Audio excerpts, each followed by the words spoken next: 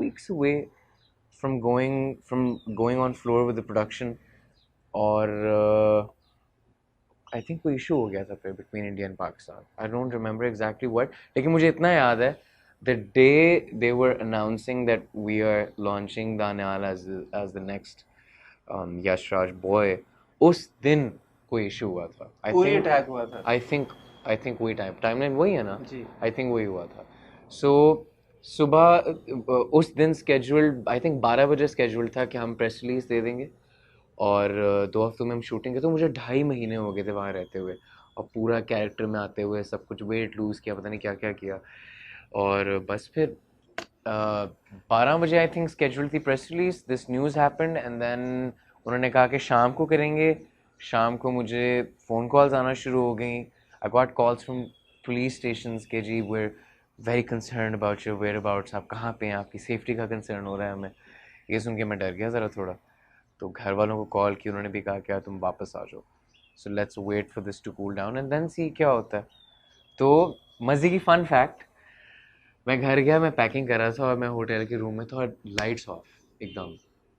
और मुझे ना, और इस टाइम पे टीवी के ऊपर 3 लोगों की तस्वीर लगी हुई थी. अली भाई, मावरा एंड फवाद खान.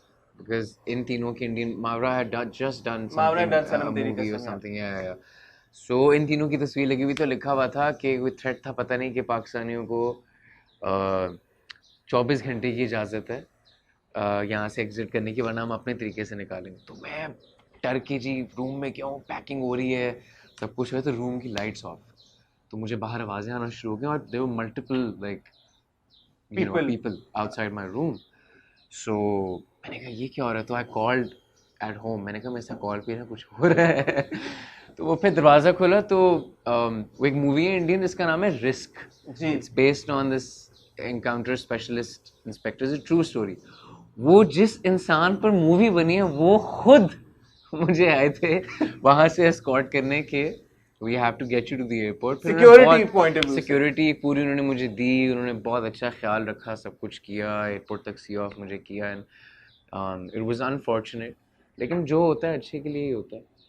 And, जो होता है आई एम श्योर अच्छे के लिए होता है, इसमें तो कोई शक ही नहीं. बट बीइंग पंजाबी बॉयज, हम जब बड़े हो रहे थे सारे, तो heavily influenced by बॉलीवुड के गाने, बॉलीवुड के हीरो, बॉलीवुड की फिल्में. And then to get a break from Yash Raj, I mean on top of everything else, कि भाई यश राज ही लॉन्च करने जा रहा है लड़के को.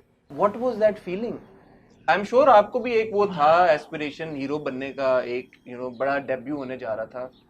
या शुरू में तो I remember I was very मतलब गुम सा गया था. I was very lost, confuse हो गया था, समझ नहीं आ रही थी कि अब क्या करें. बिकॉज काफ़ी टाइम लिम्बो में गुजर गया था, क्योंकि वो कह रहे थे कि हफ्ता वेट करते हैं, सिचुएशन काम डाउन हो जाएगी. फिर हफ्ते तक नहीं हुई, फिर उन्होंने कहा 2 हफ्ते, फिर महीना. तो 1 महीने बाद जाके कॉन्फर्मेशन एक हुई कि अच्छा सो ये नहीं हो रहा. तो आई थिंक ये इंसान की एक चॉइस होती है. यहाँ तो मैं इस तरह सोच सकता था कि ओए मेरे साथ क्या हो गया और ज़्यादती हो गई और ये क्या होने जा रहा था और क्या हो गया. I didn't choose to think that because I actually believe that there are better plans for me. God probably has better plans for me and he does, which I kind of felt जब वो movie जिसमें मैंने आना था वो आई. और इतना कोई अच्छा बिजनेस नहीं किया उसने. कौन सी वाली से नाम ले रहे हैं यार? it's called कैदी बैंड. And कैदी बैंड. ठीक है. Yeah, it was about a group of people. Young musicians. नहीं, जेल में म्यूजिशियंस नहीं होते बाय प्रोफेशन. तो मैं एक सेलुलर कंपनी के अंदर एक बस बॉय था जो काम करता था और कॉल रिसीव हेल्पलाइन वर्कर नहीं होता एक, वो था. लेकिन वो जेल के अंदर होते हैं सारे और वहाँ पे कोई म्यूज़िक का पूरा एक सिलसिला शुरू होता है और सब कुछ होता है. सो मैंने देखी भी नहीं है आपका रोल. फिर किसने किया eventually? It was done by this new guy. I forgot his name. Arun Jain, I think. इस तरह का कुछ है. Google कर लेंगे. Sorry, हाँ Google. हम Google पे ढूंढ. Very nice guy though. I saw जो I think उन्होंने मेरे से ज़्यादा बेहतर रोल को जस्टिस दी है. मैं काफ़ी फिल्म ने फिर भी बॉक्स ऑफिस पे ज़्यादा कमाल नहीं किया. फिल्म ने नहीं किया. It was a very वो जिस डेप्थ में the director had gone with the story and everything, it was not a film for mass commercial success. It was a very कुछ हद तक experimental थी. वो और तरह के emotions basically target करे, और तरह का एक narrative था जिसको explore कर रहे थे सारे. So yeah. अच्छा, कैदी बैंड तो नहीं हुई और फिर इवेंचुअली अब आपका डेब्यू होने जा रहा है. उसके बीच में आपने बहुत सब कुछ और भी किया, उस पे भी बात करते हैं. लेकिन पहले जाते हैं ये बॉलीवुड की जर्नी के भी पीछे. अच्छा, बीइंग अली जफर's यंगर ब्रदर, और आपसे तो बात करते करते मैं एक सेकंड के लिए भूल भी जाता हूँ कि मैं आपसे बात कर रहा हूँ, मैं अली भाई से बात नहीं कर रहा, बिकॉज माशाल्लाह आपकी शक्लें इतनी मिलती हैं और बात करने का भी तरीका. तो ये जो फर्स्ट ब्रेक था, why Bollywood, why not do something with in Pakistan even at that point? और हमेशा से जो इंक्लिनेशन थी आपकी, was it towards acting always, because you're a brilliant musician as well? So क्या चल रहा था growing up? What was it like? What did Danial want to be? I think when puberty hit me, that's when I thought कि you know what, I can probably come in front of the camera and act. अच्छा. Yeah, लेकिन back of the mind था, but I had never been as sure of it as I was कि यार मैंने music करना है. So music from the get-go I was 100% sure about. कि यार this is something I want to do for sure. और music बनाना शुरू हो गया था, सब कुछ हो गया था. ये तो it wasn't about the fact कि why Bollywood, why not Pakistani, all of that stuff. Shanu जो the casting director for YRF, Yash Raj की जो है, very sweet woman, very good friend of mine. She very actively made an effort. She reached out to my brother. कि my brother posted a picture of mine. तो उन्होंने नीचे comment किया हुआ था कि एक्टिंग करते हैं ये. तो my brother was like is acting all the time, जो कि मैं करता भी रहता था, घर वालों के सामने झूठ फूट बोलता रहता था सारा. तो खैर, तो वो she reached out to me, she was like I am very interested in you, you have a very interesting face, तो मुझे आप ऑडिशन भेजें, सब कुछ करें. The same thing if anyone had done in Pakistan, I would have gone for it. So it wasn't about the fact कि मुझे बॉलीवुड जाना है. Wasn't a conscious decision. It wasn't a conscious decision. It was just मेरे जो whatever came my way, I went for it. और मैंने फिर आहिस्ता आहिस्ता, और उस टाइम पे भी मैं 100% श्योर नहीं था कि हाँ this is something I am all in for. I knew कि हाँ I'd want to do it, but then because it was Yash Raj and it was such a big name, I got so excited. तो वो I put everything aside and I was just like okay, I'm going to follow the lead.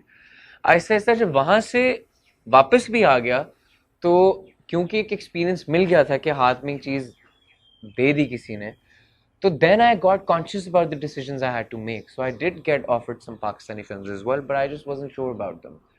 कि I wanted to make sure कि जो debut हो, एक तो ये था कि debut का इतना ज़्यादा pressure आ गया था, क्योंकि एक तरफ पता नहीं यश राज की कहानियां चल रही थी, सुनते भी हम भी बहुत अरसे से सुनते आ रहे थे कि Ali's younger brother to make a debut with Yash Raj to launch the. So I think me and my family, like everyone, we all had to separate me from this larger than life picture of me कि जी दानियाल का debut, ये दानियाल का पहला गाना, पता नहीं क्या होने लगा, पता नहीं क्या. तो मैंने कहा यार ये not just for the audience and my listeners and my viewers and my fans, even for me, ये मुझे नहीं पता क्या होगा ये.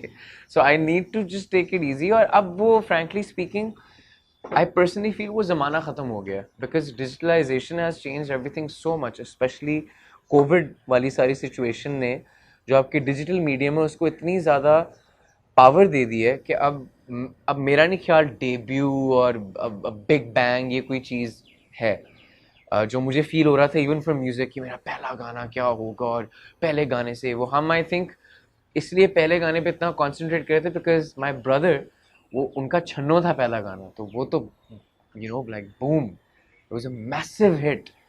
तो there was a constant like comparison which on a very subconscious level we kept doing, from which we had to break away कि यार नहीं छोड़ दो अब. तो ड्रामा भी करने का डिसीजन जो था वो कुछ हद तक इस तरह था कि यार I need to forget that I'm anyone's brother. I need to forget everything and I just need to do things that I like. अच्छा, अब इसमें दो बातें हैं.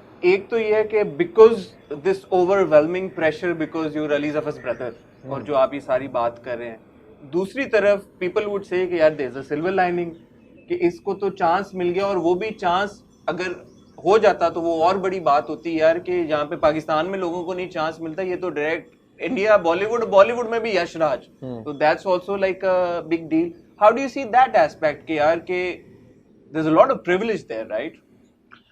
I और वो फिर can't then there is the entire conversation nepotism वाली, उसके see बारे में क्या आपके तबसरा है आपका? Tabsra. I can't deny that there is privilege. Facts are facts. But the thing is, I didn't choose which family to be born in. I didn't choose what my brother was going to do.